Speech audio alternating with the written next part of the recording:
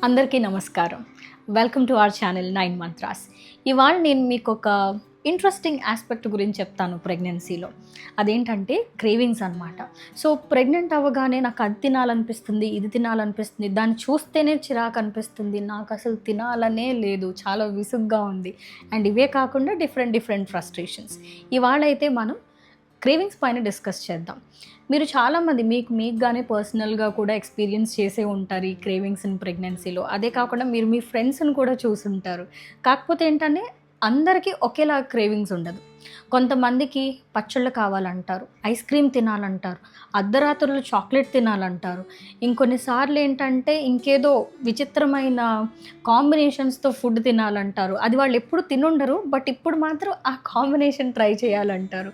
So వినడానికే కొంచెం వియర్డ్గా ఉంటాయి, కొంచెం విచిత్రంగా ఉంటాయి. ఏమైంది ప్రెగ్నెన్సీలో ఇంత విచిత్రమైన యూనో ఫుడ్ మీద కోరికలు ఉన్నాయి, లేదు అంటే ఫుడ్ మీద ఇటువంటి ఇంట్రెస్ట్లు ఉన్నాయని చెప్పి పక్కనోళ్ళు నవ్వుకుంటూ ఉంటారు కూడా. But what to do, body మనకేదో కమ్యూనికేట్ చేస్తుంది, దాన్ని ఎప్పుడూ ఆ విధంగా ఆలోచించరు.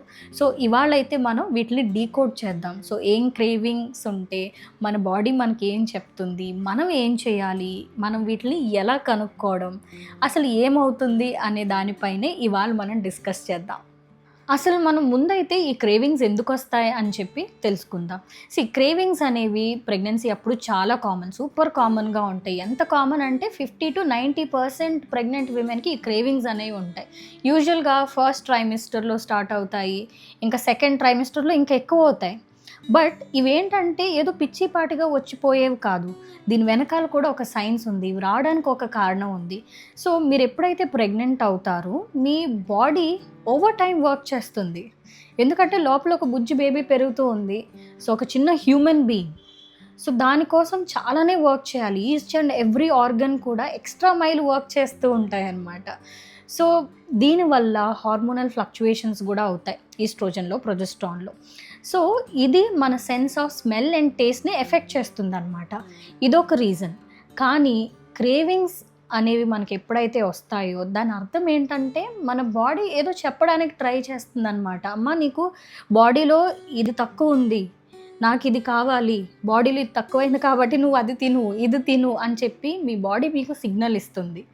సో అవి ఎంతవరకు సిగ్నల్స్ మనం అర్థం చేసుకుంటాము, ఎంతవరకు మనం మంచిగా ఫుడ్ తీసుకుని దాన్ని బ్యాలెన్స్ చేస్తాము అనేది మనపైన డిపెండ్ అయి ఉంటుందన్నమాట.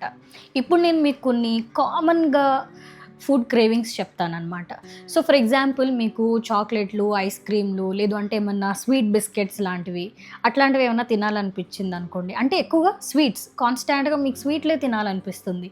దాని అర్థం ఏంటంటే మీ బాడీకి కాస్త ఎనర్జీ, కాస్త మూడ్ బూస్ట్ కావాలని అర్థం అనమాట. సో ప్రెగ్నెన్సీలో ఎనర్జీ రిక్వైర్మెంట్స్ అనేవి పెరుగుతాయి. ఆ ఎక్స్ట్రా షుగర్ అనేది ఏంటంటే ఒక క్విక్ ఎనర్జీ ఫిక్స్ లాంటిదనమాట. కానీ అసలు సంగతి ఏంటంటే మీరు ఎక్కువగా షుగర్స్ తింటే అది మీకు మంచిది కాదు. ఇదే కాకుండా ఏంటంటే మీ బాడీలో మెగ్నీషియం తక్కువ ఉన్నా కానీ ఇలా స్వీట్స్ తినాలని అనిపిస్తుంది. సో మీరు జస్ట్ షుగర్ పైన డిపెండ్ అవ్వకుండా మెగ్నీషియం రిచ్ ఫుడ్ను కూడా తినడానికి ట్రై చేయండి. మీరు ఏం తినొచ్చు అంటే నేను హెల్తీయర్ వర్షన్సే చెప్తాను, ఓకేనా. సో నట్స్ తినొచ్చు, okay, different nuts and seeds, okay, ఇంకా గ్రీన్ లీఫీ వెజిటేబుల్స్, ఇటువంటివి మీరు డైట్లో ఇంక్లూడ్ చేయడానికి ట్రై చేయండి. అండ్ కొంతమంది ఏంటంటే మాకు పులుపు ఎక్కువగా తినాలని ఉందంటారు. మామిడికాయలు మన సినిమాలో కూడా చూపిస్తూ ఉంటారు కదా, ప్రెగ్నెంట్ అంటే నిన్ని పుల్లని ఆరెంజెస్, మ్యాంగోస్ ఇవన్నీ తీసుకుని వెళ్తూ ఉంటారు.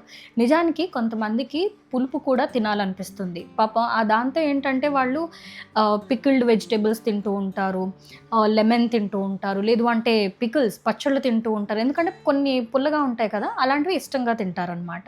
సో ఇది కూడా చాలా కామనే, పులుపు తినాలనిపించడం చాలా కామన్ ప్రెగ్నెన్సీలో. కానీ ఇదేం చెప్తుందంటే మీ బాడీకి కాస్త ఎసిడిక్ ఫుడ్ కావాలి డైజెషన్ మంచిగా జరగడానికి. ఇంకా నాజియాని అంటే వికారంగా ఉండే ఫీలింగ్ ఉంటుంది కదా, దాన్ని కాస్త తగ్గించడానికి ఇటువంటి సార్ ఫుడ్కి క్రేవింగ్స్ అనేవి డెవలప్ అవుతాయి అన్నమాట. ఈ పుల్లన ఫుడ్ వల్ల ఏంటంటే కాస్త హైడ్రేటెడ్గా కూడా ఉంటారు. సో నెక్స్ట్ టైం మీకు ఏమైనా పుల్లగా తినాలని ఉంటే తినండి, కానీ మంచిగా వాటర్ తీసుకోవాల్సి ఉంటుంది. ఇంకా సాల్టీ ఫుడ్ కోసం కూడా చాలామంది క్రేవ్ చేస్తూ ఉంటారనమాట. కొంచెం ఏదైనా ఉప్పుగా తినాలనుంది, ఏమన్నా చాట్ ఏమన్నా తినాలనుంది, లేదు ప్యాక్డ్ చిప్స్ ఏమన్నా తినాలనుంది అని చెప్పి అంటూ ఉంటారు. గుడ్ ఫుడ్ ఎప్పుడైనా మంచిదే. Okay. Bad food, junk, packed, processed ఇవన్నీ కూడా బ్యాడ్. ఓకే. అండ్ ఏదైనా గానీ మితంగా తీసుకోవాలి.